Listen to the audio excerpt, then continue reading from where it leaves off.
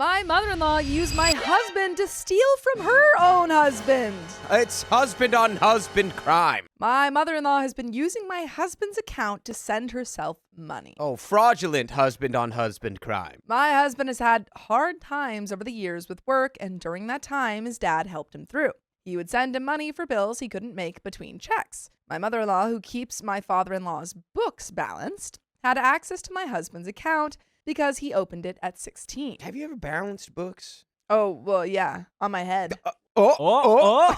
By the way, this comes from Frosting Complex 1478, and if you want to submit your own stories, go to the r/okstorytime subreddit. I'm Sophia. I'm Dakota. I'm Keon. And we're here to give good advice goofily. But we don't have all the answers. We only know what we'd do, so let us know what you would do in the comments. And OP says, so my mother-in-law was the one sending my husband his dad's money and would take the money out of my husband's account as repayment. Seems like a kind, thoughtful mom, right? Until the truth comes out. Ever since I married my husband, she started coming up with crazy amounts of money that my husband hasn't paid. First, $20,000? Is this like one of those, like, you need to repay us for your existence that's type what I'm scenarios? wondering. But I'm wondering how she's even, bringing that up. Because it's pretty easy to know whether or not you owe someone $20,000. Yeah, like on paper, like a handshake. I don't know what. If that's legit debt, then whatever. I doubt it. But if it's not, I always love the flipping that on its head of like, well, we raised you. You owe us this money. We paid all this money for you. I'm like, you actually owe me because of all the traumas I've lived through. I didn't ask for that, so I'm going to need 10 grand for that. I'm going to need 15 grand for this other one. I feel like the books will balance out. Tammy broke up with me in front of everyone in my high school class. I didn't ask for that. Tammy, pay me $20,000. Then the final number she's claiming now is $57,000 that my husband owes his dad. Well, I called BS, and so did my oblivious husband. He asked me to figure it out, as I have taken over keeping his account and kicked her off because she was caught lying about us spending father-in-law's money. I feel like the men in this story need to start looking at their accounts. Nah, do it just Japanese style. Is that... What does that mean? Y'all don't know? No. Clearly not. In Japan, it's that's why we asked. normal for the husband or the man in a relationship to not really Know handle anything any about of the his money. finances. That's all up to his wife, The ladies. the lady of the house. Well, I guess we're in Japan. She had already stolen money from me personally from my husband's account while we were dating. What? So, I mean, like, are we not? Why are we so chill about this? Why do they have access to our accounts? Yeah, my money is still missing from her records and was never paid to me or my husband. I didn't fight it because I was in college, was engaged to her son, and wanted to keep the peace even though I was pissed. I go through the numbers on the account and compare them to what she has handwritten. She is telling father-in-law my husband has only paid him $13,000 when she has taken $67,000 from the account. She sends all the money to my husband from one account, father-in-law's, but she puts the repayments into 5 different accounts that aren't father-in-law's. Her name is on them. So we are obviously pissed. Then we compare the bills she has listed and we realize we have repaid $5,000 too much. Today, while looking over everything, I find where she sent $52,000 to my husband from father-in-law. I call my husband. He says he doesn't know. I dig more and look up everything from that day and find a check written for $55,000. How do you not know you were sent 50 grand? I really don't understand who is looking at your money or your funds or your bank account, because OP said that in the beginning. She was like, well, his mom has access to his account because he was 16 when it started, as if you can't get a new account or even take someone off of the account. Yeah, I know that it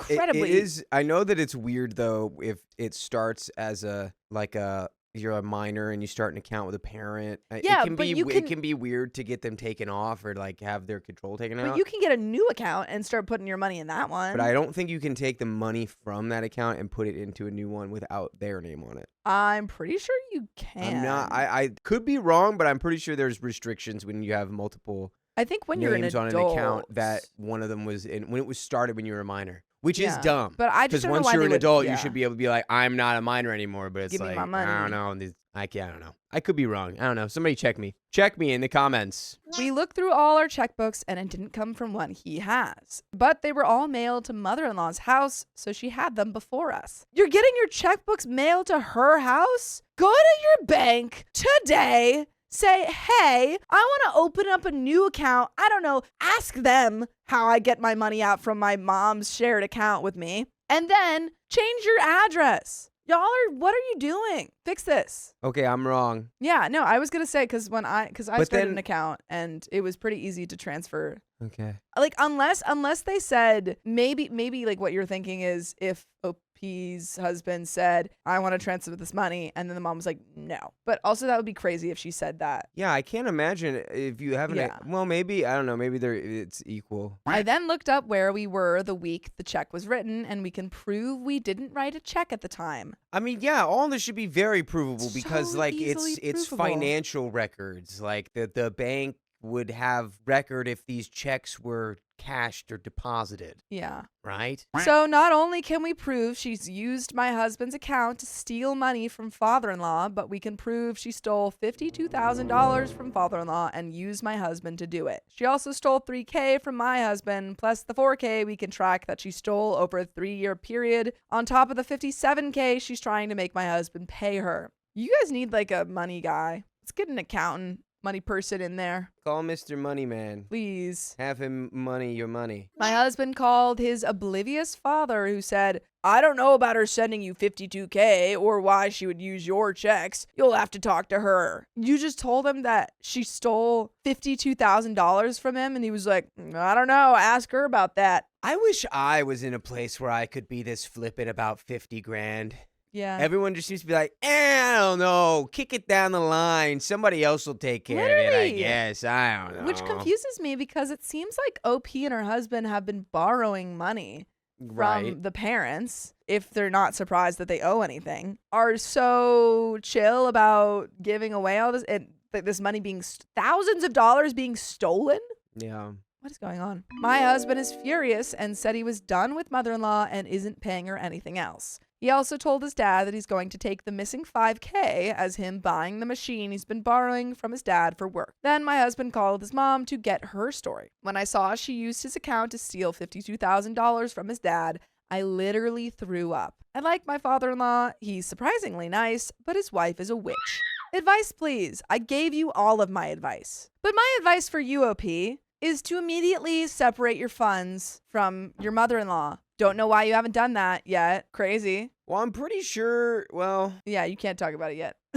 I'll keep talking. When I turned 18, I don't think my parents had access to my bank account anymore. Well, I think we separated that. And obviously my parents were supportive and helpful in doing that because I was 18 and didn't really know how to do all that. So he clearly didn't have that. But now he has you, a supportive partner, and we should get on that. And that's my thoughts. Yeah, well, I think all of this is going back to you're probably you are borrowing this money from your father, but she's using the repayment as her own personal funds. Yeah. So he's not really getting paid back. It feels like she could just ask her husband for money. It feels like he doesn't care. Yeah, it feels like if she was like, can I have $8,000? He'd be like, yeah, I mean, don't you have access to our bank account? Yeah. I'm kind of getting the sense they're a little, like, maybe rich. Like the fact that the money can go, like, from 20 to 50 and then more. It's like, what are we doing here? No. We aren't pursuing it legally. Father-in-law is staying with mother-in-law, and he firmly believes she didn't steal money from any of us. He claims the 50 payments we made, equivalent to $35,000 she doesn't account for, was a mistake. This guy's brain is full of rocks. It's easier to be unbothered by that than to try to, like, deal with it. I So guess. I can understand that from a certain perspective, especially if it's like, he's like, I don't know, she's just being freaking weird. And honestly, this amount of money doesn't even affect me, if that's the case. Yeah? Then he's like, yeah, I don't know. She probably just made a mistake. I don't care. But She can take all my money. I agree with that point, but it seems like he's also saying that she didn't even steal their money. He's like, I don't know. She didn't do that. Because he said he claims the 50 payments we made. Yeah, but I think he. I I agree think with he's you. I'm still just accepting saying. because it's like what he said that they were buying the machine from him that he had been using. So he's like, all right, yeah, whatever. Man just doesn't care about anything. Yeah. My husband is tired of arguing after a week straight of her saying 4 of the 7 accounts aren't hers. She sent us pictures of her account numbers, and literally all 7 of the accounts have her name on them. What a dumb lie to try to pull off. My husband said he's done and just isn't going to pay anything else. We'll drop it until it's an issue again. Okay. Separate your accounts. I have another post about my mother-in-law asking my husband what she did to make me so mad. She never reached out to me before or after their conversation, and I've never received an apology or any attempt at reconciliation. The argument I'll talk about is the day of our gender reveal, where father-in-law and mother-in-law cornered us after my family left and demanded I sell my horses. This is why you guys don't care about money. You're horse rich. You're horse people. You're horse people rich. People. You're so rich. Why would they be like, you get either the horses or the baby? You cannot have both the horses and the baby. Now that we found out the gender of your baby, you simply must sell those horses. Now that we found out that your baby was not a horse, it cannot hang out with the horses. With the other horses. We were fingers crossed that you were going to give birth to a little horse baby, but you it's can't just have a everything. person. The new drama involves the entire family.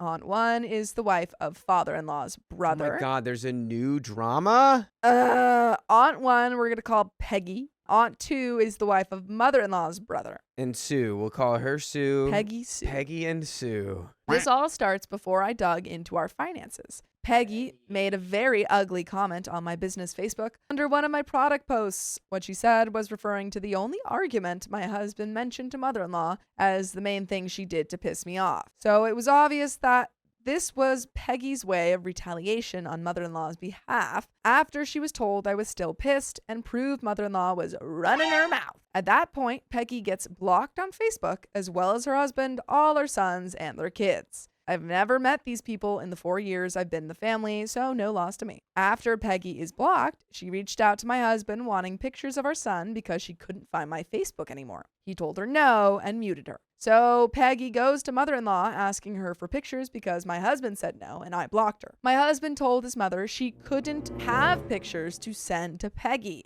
but we were later told by sister-in-law and brother-in-law that it happened anyway. I talked to my husband and decided not to block her completely to avoid an argument, but she'd be blocked from baby pictures and posts and would be finally cut off from him. So 6 months rolled around and I made a post with family pictures and pool pictures because I was scared to post at all for over a month after the drama. Then my husband gets a message from mother-in-law that Sue said something about little one's 6-month pictures, but I can't find them. Do you know why? My husband tells her that she's on an information and picture diet until she can respect boundaries. Then Sue sends mother-in-law the pictures and mother-in-law sends them to Peggy and accidentally sends one to my husband trying to send to father-in-law. Nice. Good job. Great job. Maybe because she has them both saved in her phone as person I'm scamming 1 and person I'm scamming 2. Sue gets blocked. After this, mother-in-law tries to get my husband to give her the address of our RV park so she can visit in 3 days, despite our 7 days or more rule. My husband tells her I'm not home and that I'm house sitting for my mom for 2 weeks. Mother-in-law then starts saying how that has to upset him, that I'm always taking little one away from him and that he must miss little one. She was trying to start a fight between us and insinuating that I do things without talking to my husband first. Your mother-in-law said that? She was like, yes, don't you want to fight your husband because he does things without asking you? Well, no, she's saying that OP does things without asking her husband. Don't you want to fight with your wife, son, because she does things as a woman? Ooh. Which is pretty hypocritical, seeing as she's been sending all that money without asking her husband. She's accused me of spending his money without permission, pretty ironic, and laughed in my face when I said I never spend anything without asking first. My husband shut her down and said he was glad I was in a real house with good AC. We're full-time RVers on the road for work. This is about the time I started digging into the money issue. After hearing what she tried to do, we talked again and I blocked her completely. Wait, if you're full-time RVers, are you like transporting horses? What is your job? How do you have horses if you're like moving constantly?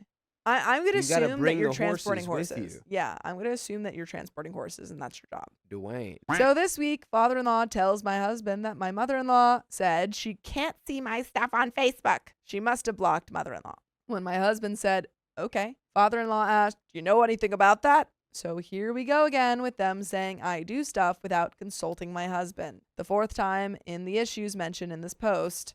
But this time, mother-in-law couldn't even do it herself. She sent father-in-law to get us, which is what happened with the gender reveal argument. When she doesn't get her way on her own with us, she tries to use father-in-law to muscle us. When my husband won't muscle me, she tries to get father-in-law to muscle me. She's a narc control freak, and father-in-law is her minion lapdog. We, little one and I, are completely no contact with mother-in-law. Why is there so much contact happening then?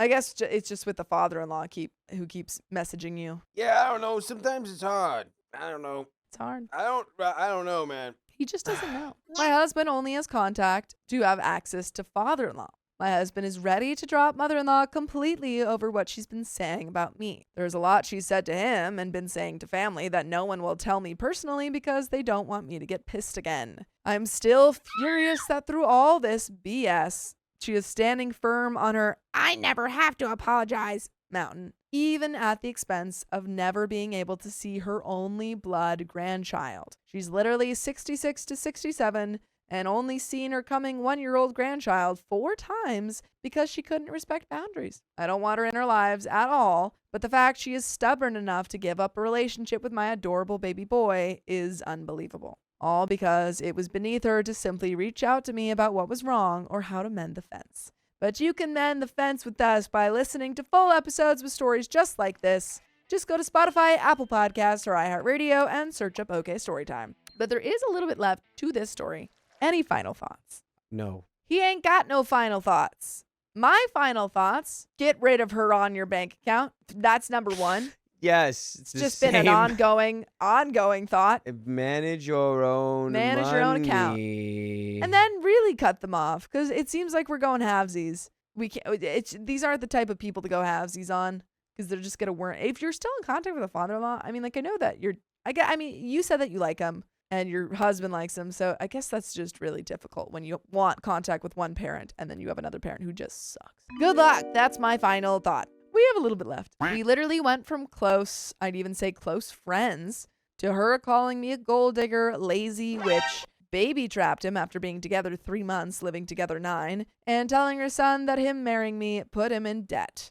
I consider her reaction a win for me, and I'm glad, but I also am sad for my husband because he sees my mom, dad, granddad, stepmom, stepdad, and both sets of step-grands, 4 sets of step-aunts, and step-siblings and cousins, step in blood, who love our son like he's their blood family. Why would you feel bad about that? Yeah. Shouldn't that be like well, thank goodness. Yeah, you have a even though good his family. own parents kind of don't show up, you have an entire extended family Like worth of ginormous. people to make up for it. I like how also it was like specific of the numbers, which is really funny. Like, all these people love you. He's perfect, while his own mother can't even respect his mother for an opportunity to know him. It's really just sad that she allowed her need to control my husband's life ruin our relationship. And she let our relationship ruin her chance at a relationship with our son and future kids. And that is the end of that story. Good luck with your mother-in-law.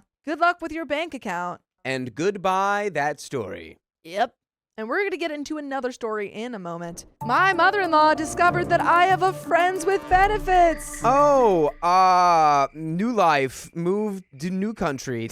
Now, before you assume I, 28 female, am cheating, I'm not. My husband, 30 male, was the type that believed in no spicy time before marriage. When we started dating, everything was perfect, except this. And I accepted it since I really liked him, and soon we fell in love.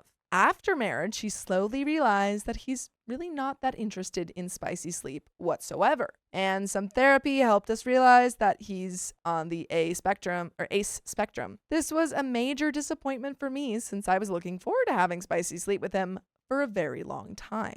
By the way, this comes from Mata SW, and if you want to submit your own stories, go to the r/OKStorytime subreddit, and we're here to give good advice goofly, but we don't have all the answers. We only know what we'd do. Let us know what you would do in the comments. And OP says, I couldn't leave him for this since I was, and still am, in love with him. So we worked out a solution that I'll have a friends with benefits, 25 male, for my spicy related needs, and we set proper boundaries. We did this 2 years ago, and so far our life together has been very good. This has always been something between us, so nobody else knew. Well, out of some freak accident and me not being as careful as I should have been, mother-in-law figured out what's going on.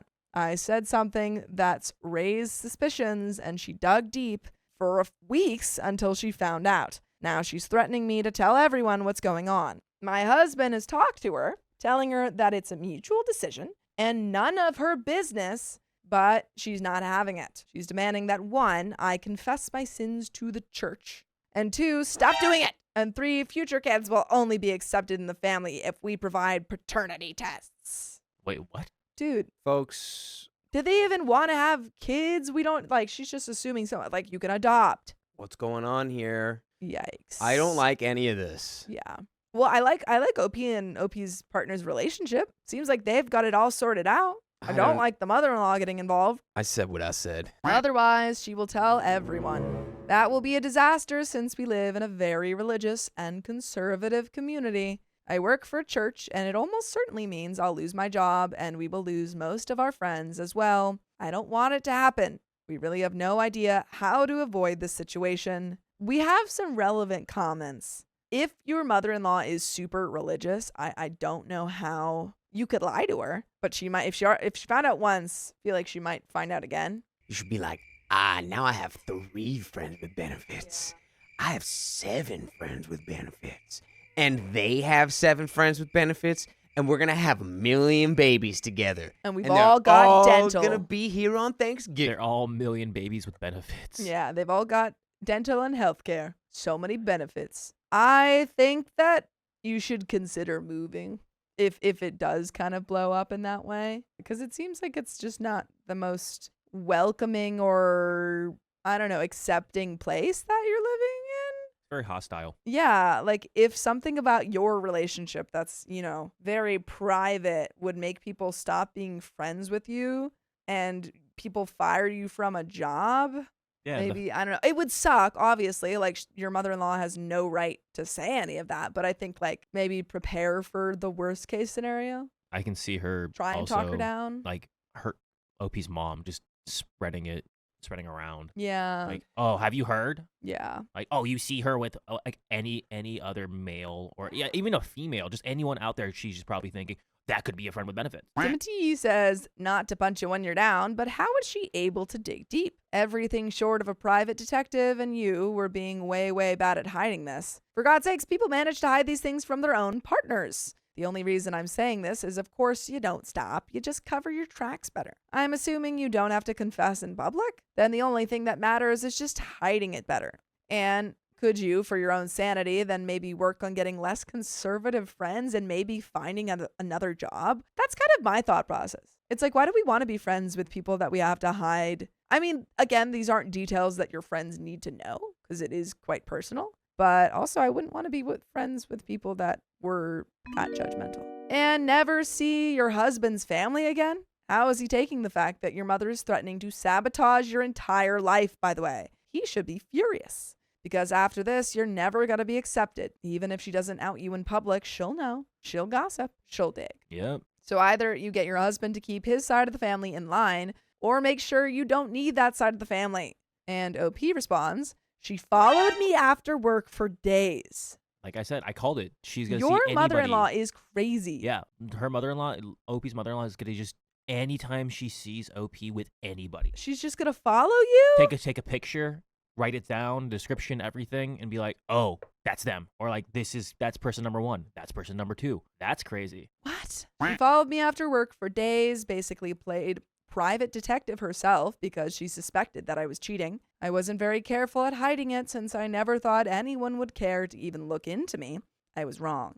He is furious at his mother, but we both understand that anger will not solve anything, so we're trying to be pragmatic. We want to avoid as much harm as possible, and in the long term, I should find a new job, and maybe we should expand our social circles to include more open-minded people. I think so. But we got some more comments. La Mama Loca. Is she going to expose the identity of your friends with benefits too? How might this affect him? OP says we talked to him as well. This won't affect him much. He's not in our normal social circle, and his place of work will not care at all. Shadowban Han says, what a vile woman. If your husband can't convince his own mother to not blow up your life, I don't think there's anything you can do. Your mother-in-law will never let this go and use this information to blackmail you for decades. Do not think for a second that if you comply with her demands, that there won't be more demands after that, over and over again. This information will get out eventually. And OP says, yeah, that's why we can't just give in to her demands. There will be more, especially when we have kids. We're trying to find a solution that doesn't mean total disaster, and we can't seem to find it. Monterone87 says, could your husband threaten her right back by withholding all future access to her grandkids if she doesn't keep this secret? But honestly, I fear you're effed either way. Your husband needs to deal with this, but you've been playing with fire, doing what you're doing in this kind of community.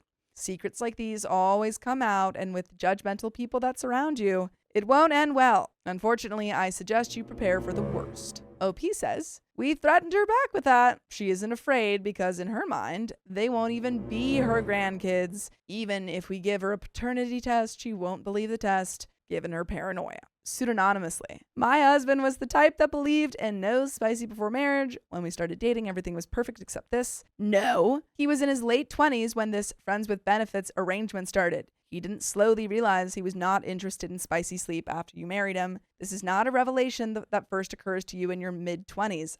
Well, fully as disagree. he already said, he was waiting until marriage. I fully disagree with that. I hate when the commenters... Yeah. No, he can't know about his ace identity. I know better than him. He slowly revealed to you that he wasn't interested in spicy sleep after he had gotten you to marry him. I hate that comment. Here comes OP's counter argument, which I'm so ready for. OP says he always believed that things will change after marriage, as he was led to believe that. After marriage, he realized that things weren't going to change. He didn't deceive me in any way. I don't doubt sincerity for 1 second. I was right there with him with his struggles to deal with this, and there is an update.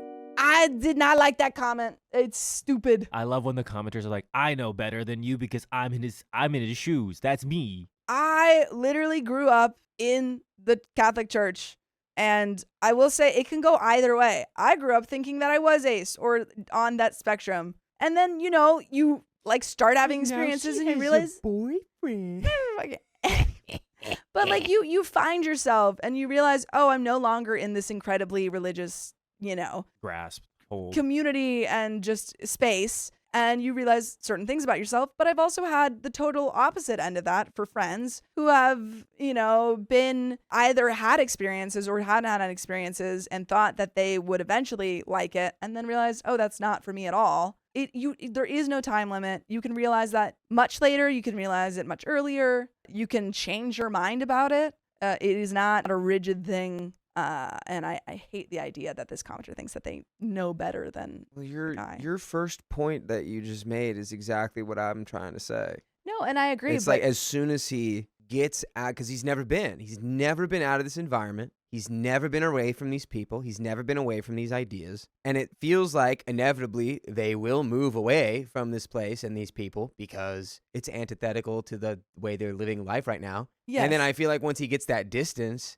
there might be a high probability that he's like, wait a minute. I don't know if anything in my life makes sense anymore. That's all I'm saying. No, I agree that when you are in a very religious, place and then get out of it, that your identity can completely change. I guess my point is just that we haven't seen any evidence that he's not happy with that. And also, I think it's the idea that I think that there are people who are ace because that's just kind of how it played out. And that's just who they are. And there was no negative impact that made them that way. And that was, But I also think that it's a really real thing to have a kind of trauma from growing up in a purity culture that tells you that this is terrible. And if you do this, you're going to hell. And I think a lot of people have come out who are ace because they've had that experience. So I'm not knocking your point. I'm just saying here it does seem like he's kind of happy with his identity. More referencing to the people, to the beautiful people. Yeah. Kim Roberts says, I need more info. If you're ace, does that mean you don't like spicy sleep, or can you be attracted romantically and just not physically? So ace is a spectrum. So Ace is the place with the. Just don't. It means that you would say aromantic if you weren't into people, or like if you weren't into like romantic attraction. But asexuality means usually that there's some kind of aversion to spicy sleep. So for example, there are some people that, if you're demisexual, there's some people that are only interested in spicy sleep if they have a romantic attraction. There are some people that are only into it sometimes, but they would prefer not, like they don't need it. There are some people that are completely spicy sleep averse and don't ever want to do it. So it really ranges. And then there's the spade and the club and the heart and the diamond. And there you go. And you've got two jokers as well. But yeah, Kim Roberts says, or like everything else, is it a spectrum? Yes, exactly. It is very different for everyone. Everyone experiences asexuality differently. Yes, they do. But we got an update 16 days later. So she told everyone. Unsurprising, but that sucks. That made us explain to people what's going on. And surprisingly, people weren't all that bad. Oh. Okay, joke's on her. We lost about half of our friends, but others basically said it's none of their business and they don't care. We underestimated some of our friends. We decided to cut off mother-in-law and everyone who sided with her. By the way, we would love if you sided with us by listening to full episodes with stories just like this. Just go to Spotify, Apple Podcasts, or iHeartRadio and search up OK Storytime. But there is a little bit left to this story. Any final thoughts? I hope it all turns out well. I feel like now that she can't hold anything over you and you know who your true friends are, I think your life is just going to be better. I feel like, since the cat's out of the bag and everyone's like, especially your friends are like, yeah, we don't care. You're happy. You guys seem good. Cool. Keep doing your thing. And you can be like more comfortable with those people, which is great. My sister-in-law was the last person who I thought would come on our side, but she did. She called and defended us and told us that she'll join us in cutting off her mother, since this could have easily been her instead of her brother. But I lost my job. Church basically had to let me go since people wanted me gone. So that also happened. I'm now looking for a new job. Mother-in-law also went to my friends with benefits place to confront him. He shut the door on her face and told her to F off. Actually pretty funny. Yeah, just someone who really thinks they have like authority on everyone else. Do you think the mother-in-law was like, do you want to be friends with benefits? Yeah. No, she was probably there with like one of those like holy water scepters. Yeah, like, she just goes, repent! You like, are demon! Oh, God, stop spitting on me. He should have just gone, oh.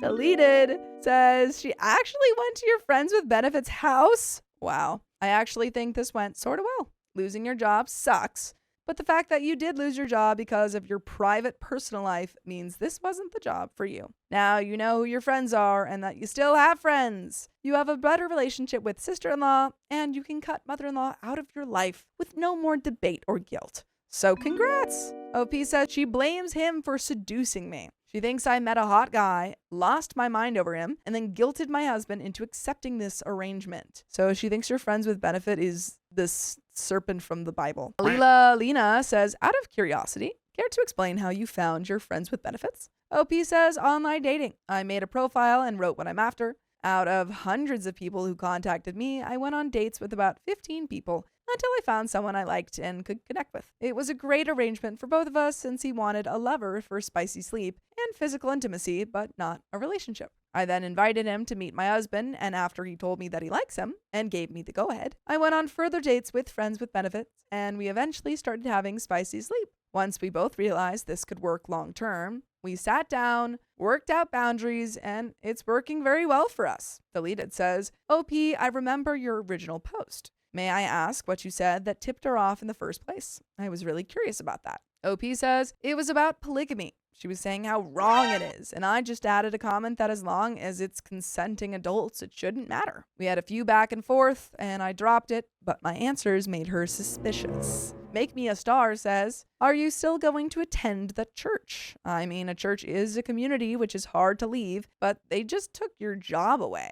OP says, of course not. I'm not even religious. Church was just a well-paying job for me. That's a crazy reveal. Yeah, that's a not even religious after wild wow final sentence. Yeah. Good luck, OP. Well, seems like you're on the right track. Yeah. Go after it. Uh-huh. But we've got another story. My mother-in-law keeps disfavoring my daughter. Favor her. This happened last Christmas, and it still eats at me in those rare moments when all is calm in my household. I want to preface the story with the fact that I understand people have different ideas of what makes gifting fair. While her method is not my cup of tea, it's not up to me to dictate how other people gift. It's not the how, but the when and the impact it had that I'm struggling to decide what to do about. By the way, this comes from user Adulting is Trifficult from the r/OKstorytime subreddit. And if you want to submit your own stories, go on down to the OKstorytime subreddit and submit them there. And we're here to give you our best advice, but we haven't experienced most of these situations ourselves. So if you have, why don't you let us know in the comments? And OP says, I also want to say that I don't expect people to love step family the same as bio family. I'm a fairly logical person. I understand that it's awesome when they do love family the same, regardless of step or bio status, but it's also natural to favor bio family. I do expect some amount of decorum and for the favoritism not to be palpable to the children. Maybe I expect too much from some people. I don't know. I just think that when you Yeah. get with a person and you have kids already, I don't really know if I would want to get with a person who didn't have a very strong connection with my kids, you know? Yeah, I mean, like, I think it's the most reasonable and simple thought of all time to be like, yeah, you shouldn't make my kids feel like they're less Agreed. than other people. Yeah. They should just be Simple. kids. Yeah. Some relevant context. My hubby and I have been together for 5 years. I have an 8-year-old from my previous marriage, and we have a 2-year-old together. Hubby is a good step-parent and loves my kid like she was his own.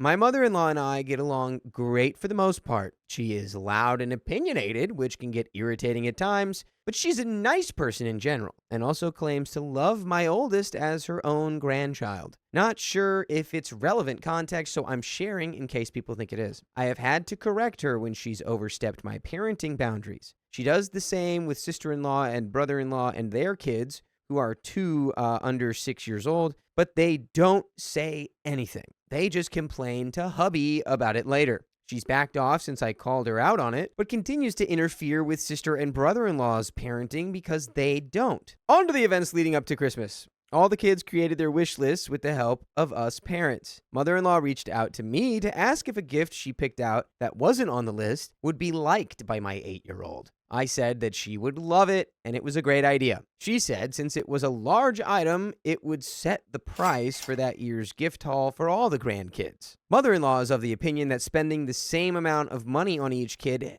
keeps it fair, even though the younger children get a higher quantity, as generally wish lists get more expensive as the kids get older. Not my idea of what makes it fair, but again, not my place to tell other people how to gift. This would be the first time her method would result in some kids only getting one gift since I've been going to family Christmas. I think there is a certain age when that kind of makes sense. Maybe 8's a little early. Yeah. Because then it does at that age, it's like, wait, but look, they have more. And you can't really be like, yeah, but yours cost the same amount as all of them. But they're like, but they got to open 7 things, and I only got to open 2 or 1 thing. Yeah, I remember it wasn't as fun. I remember as a kid being like, wait, I want to open I just want to open things. Yeah. Let me open things. Yeah. But if that's how I don't know. I guess it's true that even if that is how you felt, it's like not your place. Yeah. But at the same time, she did ask you. Yeah. So the floor was open for you to be like, she would like it, but yeah. I don't know if she would like only opening 1 gift. Yeah, maybe So maybe spread it out, even though she would like that. Fast forward to Christmas Day family gathering. On the way over, I explained to my daughter the method mother-in-law used to buy gifts, so she wouldn't be blindsided when she only got 1, and the younger kids got a few more than her. I didn't spoil the surprise of the gift. I was trying to get ahead of the disappointment I knew would come from only getting 1. I don't know if that was the right move. I think that might have been a wait and see how she handles it, and if she doesn't handle it well, then you try to damage control. Sure. Teach the lesson of hey, sometimes less is more. Sometimes, hey, the quality of this thing is actually, when you look at what they got, I know they I'll wrap whatever. You'd be like, if you're sad you didn't get to open more stuff, I'll wrap up some trinkets for you or something. Or you could do that. But I don't think prefacing was maybe the right move. I don't know. I think it could be potentially good. Yeah. Like if she knows that her daughter would throw a fit about it or something. Hopefully not. Throw a fit like Jeff Goldblum. He's always throwing fits. So stylish. She was a little bummed, but took it pretty well overall and said she understood. Gift opening time arrives. Kids start opening gifts. Oldest opened her one gift. Sister-in-law and brother-in-law's oldest also gets the same big gift. Cue both toddlers getting a plethora of gifts, a 10-to-1 ratio compared to the older kids.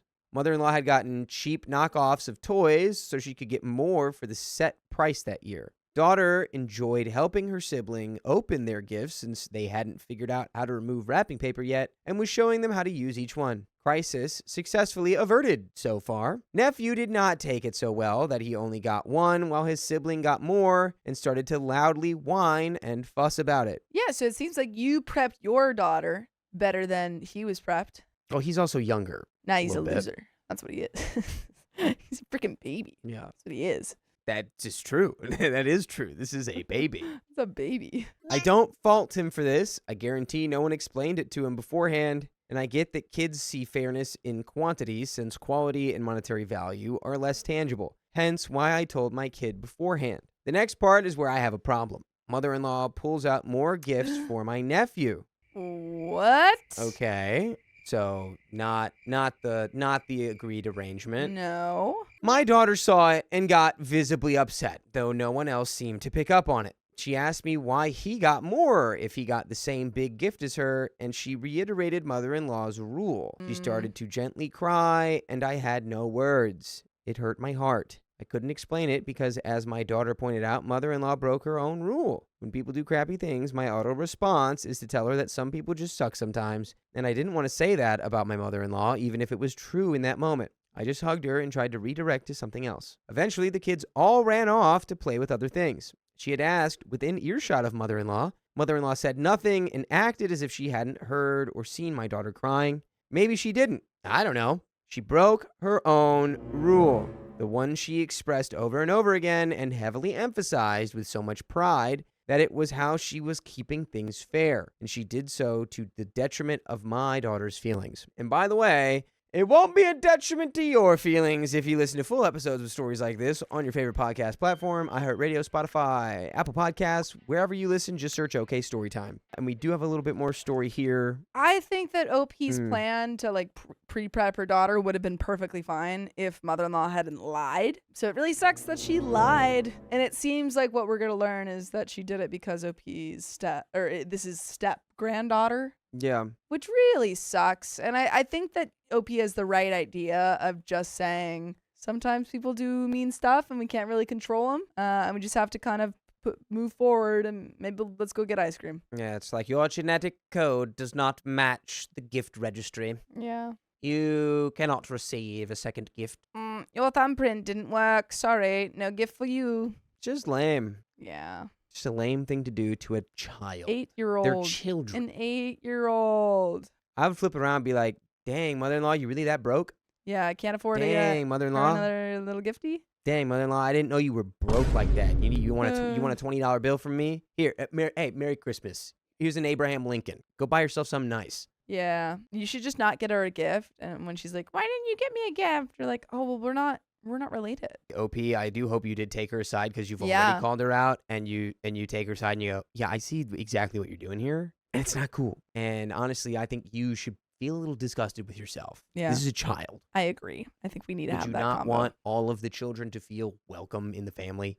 Definitely get your partner involved. Let him know what's going on. But we do have a little more story. To top it all off, as I was looking at the gifts the two toddlers were getting, I noticed half of them weren't from their own wish lists, but from my daughter's list. So not only did she make my daughter feel like she was worth less than her cousins on Christmas Day, my daughter had to watch her cousin and sibling get some of the things she had wanted. Is it just my inner mama bear overreacting, or should I do/say something as we're approaching the prep season for next Christmas? Move in the shadows. How do I get past this? My daughter hasn't brought it up since, but I'm still irked by it.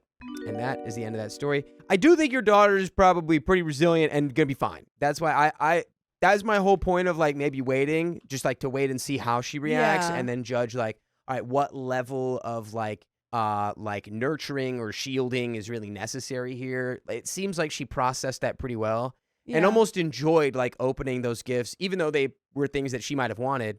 It sounds like your daughter would be the kind of person who'd be like, oh, this is so cool. This is something I wanted. You're going to really like this. Yeah. Because I would have really liked this, so you're going to like it. And that just means you're raising a good kid. Yeah. I think that it seems like your daughter's doing great. I think that she's going to be fine from this experience. However, it is definitely something you need to address with your partner and mother-in-law because it's only going to get worse and more obvious as she grows older. Yeah, exactly. Yeah. It's something that's going to get worse over time. Yeah. So it's something that needs to be called out Now. pretty fast. Now. And yeah, I think you're right. I would call them out as a team. Yeah. 100%. And maybe even get like brother-in-law, sister-in-law involved. Yeah. You know, whoever the relevant parties are, just sit down and be like, hey, we need to talk about how you behave with the kids. Yeah. But that is the end of that story. And the end of this episode. So if you love us, make sure to subscribe. We love you. And see you tomorrow.